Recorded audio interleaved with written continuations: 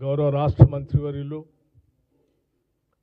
పొంగులేటి శ్రీనివాసరెడ్డి గారు, ఇతర రాష్ట్ర కాంగ్రెస్ కమిటీ సహచర మిత్రులందరితో కలిసి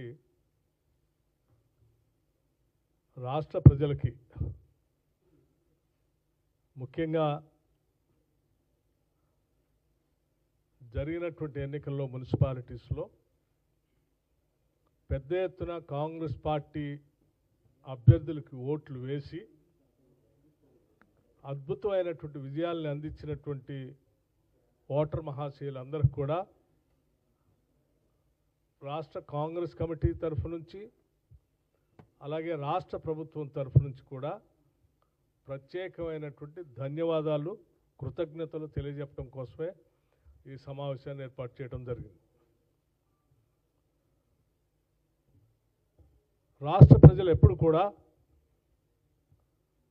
అభివృద్ధికి, సంక్షేమానికి, విశ్వసనీయతకి పెద్దపీట వేస్తారనేది అనేక సందర్భాల్లో ఇది గమనిస్తూ వచ్చాం. ఈరోజు కూడా తిరిగి ఈ రాష్ట్రంలో ఉన్నటువంటి ప్రతిపక్ష పార్టీలు బీఆర్ఎస్ కానీ లేకపోతే భారతీయ జనతా పార్టీ కానీ గాలి కబుర్లు, కట్టుకథలు, అట్లాగే ఉన్నది లేనట్టు లేనిది ఉన్నట్టు అనేక రకాలైనటువంటి ప్రచారాల్ని రాష్ట్ర ప్రభుత్వం పైన, పార్టీ పైన ప్రచారం చేశారు. ప్రజలు గమనించారు.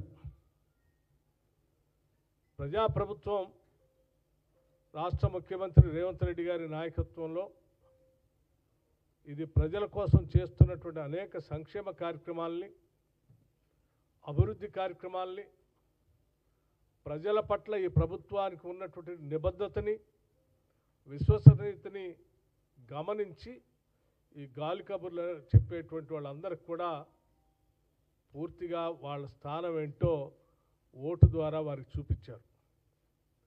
అందుకోసమే మాకు, మా ప్రభుత్వానికి ఇంకా ప్రత్యేకమైనటువంటి శ్రద్ధ, బాధ్యత వారు మాకు ఒప్పచెప్పినటువంటి విజయంతో పెరిగిందని మేము భావిస్తూ, భవిష్యత్తులో కూడా వారు ఈ ప్రభుత్వం పైన ఉంచినటువంటి నమ్మకాన్ని, అట్లాగే ఈ ప్రభుత్వం పైన వారు పెట్టుకున్నటువంటి అనేక అభివృద్ధి కార్యక్రమాల కోసం ఆలోచన చేస్తున్నటువంటి విధానాన్ని వమ్ము చేయకుండా అత్యున్నతమైనటువంటి ప్రమాణాలతో పరిపాలన అందిస్తాం.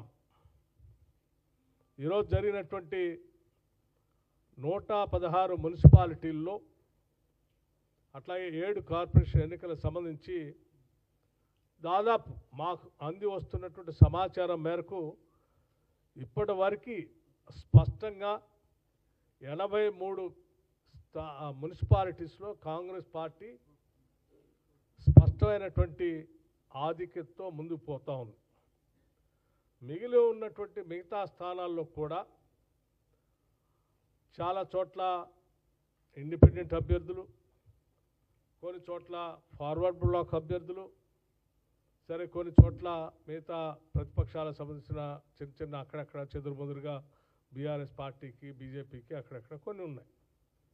ఇవన్నీ కూడా చాలా వరకు ఇప్పటికే ఇండిపెండెంట్గా గెలిచినటువంటి వాళ్ళంతా కూడా చాలా సందర్భాల్లో ఇప్పటికే కాంగ్రెస్ పార్టీ నాయకత్వం దృష్టికి వస్తూ వారంతా కూడా ఈ ప్రభుత్వం చేస్తున్నటువంటి అభివృద్ధి కార్యక్రమాలు, ప్రజాహిత కార్యక్రమాలు ఇంకా కొనసాగించడానికి మేము కూడా కాంగ్రెస్ పార్టీ అభ్యర్థులు గెలిచినట్టుగానే మేము కూడా ఈ ప్రభుత్వానికి మద్దతు ఇస్తూ చేయూతనివ్వాలనేటువంటి ఆలోచనతో ఉన్నామని చెప్పి వారందరూ కూడా ఆయా ప్రాంతాల్లో ఉన్నటువంటి నాయకత్వంతో చేతులు కలుపుతూ ముందుకు వస్తూ ఉన్నారు. అంటే ఇవన్నీ పూర్తయ్యే నాటికి సంపూర్ణంగా వచ్చేటువంటి సమాచారంతో మాకు వస్తున్నటువంటి సమాచారం మేరకు దాదాపు 90 నుంచి 94 స్థానాల్లో కాంగ్రెస్ పార్టీ పెద్ద ఎత్తున ఈ మున్సిపాలిటీస్లో ఓట్లు ఏర్పాటు చేయబోతా ఉంది. ఇంత పెద్ద భారీ మెజారిటీ బహుశా నాకు తెలిసి కొన్ని ఈ రెండు దశాబ్దాల్లో ఇంత భారీ మెజారిటీ కాంగ్రెస్ పార్టీకి రావటం నిజంగా చాలా సంతోషకరమైనటువంటి వార్తగా మేము భావిస్తూ ఉన్నాం. అట్లాగే కార్పొరేషన్ సంబంధించి కూడా జరిగినటువంటి 7 కార్పొరేషన్స్ ఎన్నికల్లో దాదాపు 5 కార్పొరేషన్స్లో సంపూర్ణంగా కాంగ్రెస్ పార్టీ సంపూర్ణమైన మెజారిటీతో కార్పొరేషన్స్ని ఈరోజు మేయర్తో సహా మిగతాయి పూర్తి స్థాయిలో కాంగ్రెస్ పార్టీ కైవసం చేసుకుంది.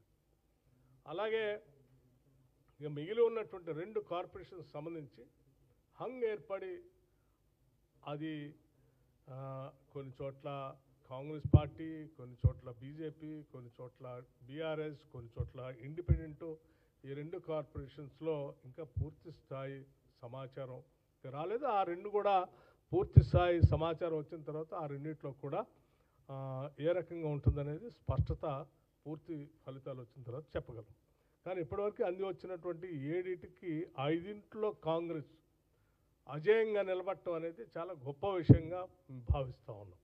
సో దీనికి కూడా ప్రధాన కారణం కాంగ్రెస్ పార్టీ చేపట్టినటువంటి సంక్షేమ అభివృద్ధి కార్యక్రమాలతో పాటు ప్రజల పట్ల ఈ ప్రభుత్వానికి ఉన్నటువంటి నిబద్ధతని ప్రజలు సంపూర్ణంగా గమనించారు కాబట్టే మేము ఈ భారీ మెజారిటీని సాధించగలిగామని చెప్పి ఈ సందర్భంగా మరొకసారి మనవి చేస్తూ రాష్ట్ర ప్రజలందరికీ కూడా కాంగ్రెస్ పార్టీ పక్షాన వారందరికీ హృదయపూర్వకమైనటువంటి ధన్యవాదాలు తెలియజేస్తూ ఉన్నాం. ఇప్పటికైనా ప్రతిపక్షాలు వారు చేస్తున్నటువంటి తప్పుడు ప్రచారాలని మానుకుని కావాలని రాజకీయాల్లో కేవలం వార్తా ఆరు ప్రసార మాధ్యమాల్లో కనపడటం కోసమే ఊహల్లో ఉంటూ ఊహించుకొని కట్టుకథలు అల్లి ప్రెస్ మీట్స్ పెట్టడం లేకపోతే పబ్లిక్ మీటింగ్స్లో మాట్లాడటం చేయటం వలన ప్రజలు ఎవరు కూడా దాన్ని విశ్వసనీయంగా గుర్తించరనేది చాలా స్పష్టంగా అర్థమైంది. ఇప్పటికైనా మీరు నిబద్ధతతో ఒక జవాబుదారితనంగా ఒక ట్రాన్స్పరెంట్గా ప్రజలకి మనం ఈ ప్రజాస్వామ్య రాష్ట్రంలో దేశంలో ప్రజలకి సమాధానం చెప్పేటువంటి పరిస్థితుల్లో ఉండాలి. కాబట్టి ఇప్పటికైనా నేను ఒక ప్రజాస్వామ్యవాదిగా ప్రభుత్వంతో పాటు ప్రతిపక్షాలు కూడా ఉండాలనుకునేటువంటి వ్యక్తులుగా మీరు ఇప్పటికైనా వాస్తవాల్ని వాస్తవాలుగా చూస్తూ వాస్తవాలతోనే మాట్లాడితే బాగుంటుందని ఈ సందర్భంగా మనవి చేస్తూ మరొకసారి ప్రజలందరికీ ధన్యవాదాలు తెలియజేస్తాను. నమస్కారం.